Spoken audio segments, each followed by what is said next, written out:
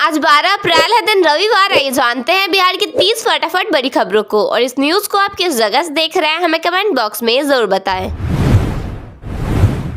मुख्यमंत्री नीतीश कुमार इस्तीफे से पहले सीएम हाउस खाली कर रहे हैं। उनका सामान 7 सर्कुलर रोड स्थित बंगले में शिफ्ट किया जा रहा है। इस शिफ्टिंग के बाद वह लालू के पड़ोसी बनेंगे। आनंद सिंह काले चश्मे और ट्रैक सूट में अलग अंदाज में नजर आए। वह जेपी सेतु पर अपने बेटे को घुड़सवारी सिखा रहे थे। इस दौरान वह रेंज रोवर में बैठकर घोड़े का कंट्रोल करते दिखाई दिए। चिराग ने कहा कि वह मुख्यमंत्री की रेस में नहीं है। उन्होंने साफ कहा कि सरकार का सिर्फ चेहरा बदलेगा, जबकि फॉर्मूला वही रहेगा। तेजस्वी ने कहा कि लालू नहीं झुके तो उनका बेटा भी नहीं झुकेगा। उन्होंने विश्वास जताया कि आने वाला दिन उनका होगा। पटना में आरजेडी अल्पसंख्यक प्रकोष्ठ के अभिनंदन समारोह में उन्होंने यह बात कही। मुंगेर में बच्चे की हत्या करने वाले को आज तक पुलिस नहीं पकड़ पाई है। गांव के झगड़े में 10 साल के वीर की मौत का राज अब खुला है। मामले में कंकाल बरामद होने के बाद घटना सामने आई है। पूर्णिया के रहने वाले इंजीनियर महफूज आलम ने अमेरिका में 25 लाख की नौकरी छोड़ दी है। वह अब कांग्रेस में जाएंगे। उन्होंने कहा कि उनका गांव बाढ़ में डूब गया था, लेकिन कोई नेता देखने नहीं आया, इसलिए वह राजनीति में आ रहे हैं। बांका इंजीनियरिंग कॉलेज में एक लड़का और लड़की आपत्तिजनक स्थिति में मिले। इस घटना के बाद कॉलेज में छात्रों ने करीब 2 घंटे तक प्रदर्शन किया। पूर्णिया में एक महिला से 2 लाख की छिनतई हुई है। बाइक सवार बदमाशों ने उसके गले से सोने की चेन और मंगलसूत्र झपट लिया। यह पूरी वारदात सीसीटीवी में कैद हो गई है। पटना यूनिवर्सिटी ने परीक्षा रद्द कर दी है, जिसके बाद छात्रों ने बवाल किया। गुस्साए छात्रों ने टीचर समझकर चाय वाले को पीट दिया। पुलिस के घंटों प्रयास के बाद माहौल शांत हुआ। बेगूसराय में रसोई गैस को लेकर लोगों ने NH 31 जाम कर दिया। प्रदर्शनकारियों ने बीच सड़क पर खाली सिलेंडर रखकर विरोध जताया। लोगों ने HP एजेंसी प्रबंधक पर कालाबाजारी का आरोप लगाया। दरभंगा के LNMU में डिपार्टमेंट ऑफ ज्योग्राफी के HOD डॉक्टर अनुरंजन पर जूते से हमला किया गया। यह वारदात सीसीटीवी में कैद हो गई है। कुल सचिव ने कहा कि विश्वविद्यालय प्रशासन इस मामले में कार्रवाई करेगा। सिवान में प्रशासन से नाराज होकर एक युवक टावर पर चढ़ गया। युवक के भाई की जेल में मौत हो गई थी। घटना के 9 महीने बाद भी कार्रवाई नहीं होने से वह नाराज था। मौसम विभाग ने आज सभी जिलों में तेज गर्म हवा चलने की संभावना जताई है। साथ ही कई जिलों का तापमान 40 डिग्री के पार जा सकता है।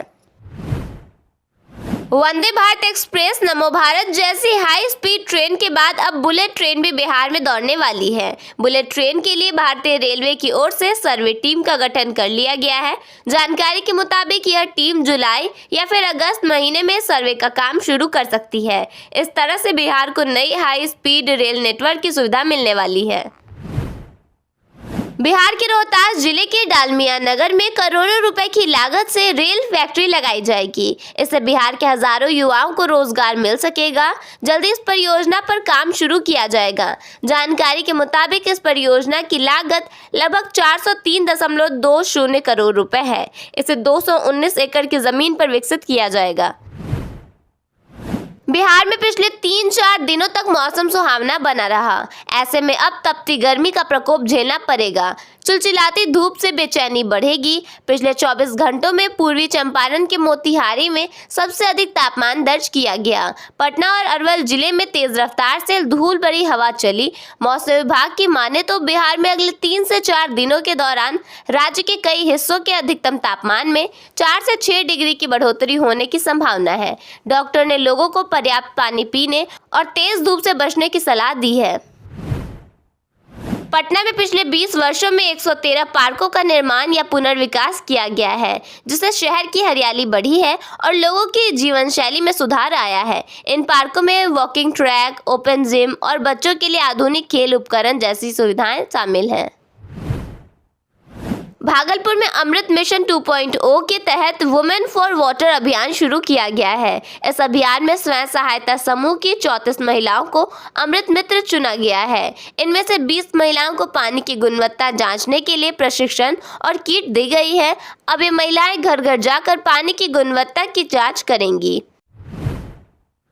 अररिया के जिलाधिकारी विनोद दुहन ने मुख्यमंत्री ग्रामीण सोलर स्ट्रीट लाइट योजना की समीक्षा की। इस दौरान उन्होंने अधिकारियों को निर्देश दिया कि प्रत्येक वार्ड में 10-10 सोलर स्ट्रीट लाइट लगाई जाए। इससे गांव में रोशनी की बेहतर व्यवस्था होगी और लोगों को सुविधा मिलेगी।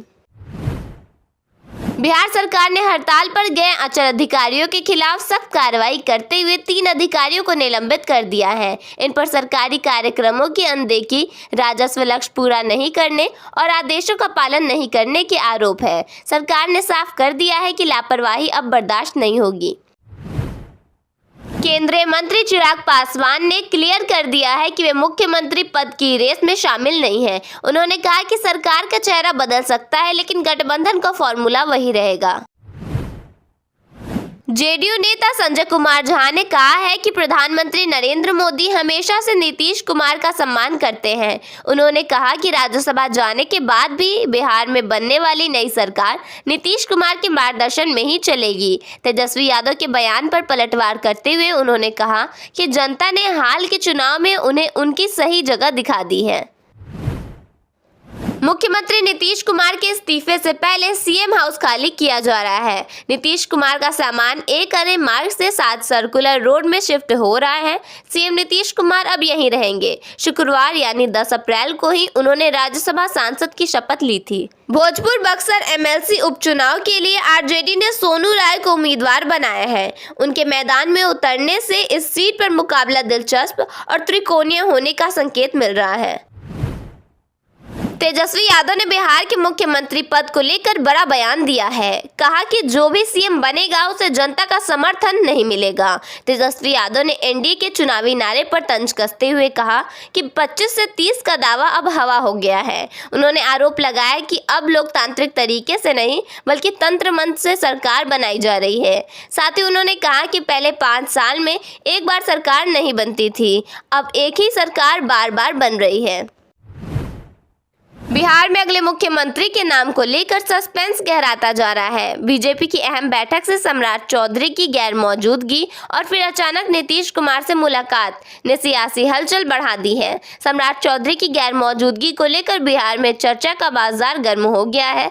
माना जा रहा है कि पार्टी और गठबंधन के बीच कुछ तो गड़बड़ है, जिसके विरोध में सम्राट ने कार्यक्रम से दूरी बनाई है। पटना सिटी में मेट्रो साइट पर दर्दनाक हादसा हुआ। काम करते समय अचानक एक मजदूर स्लैब में दब गया।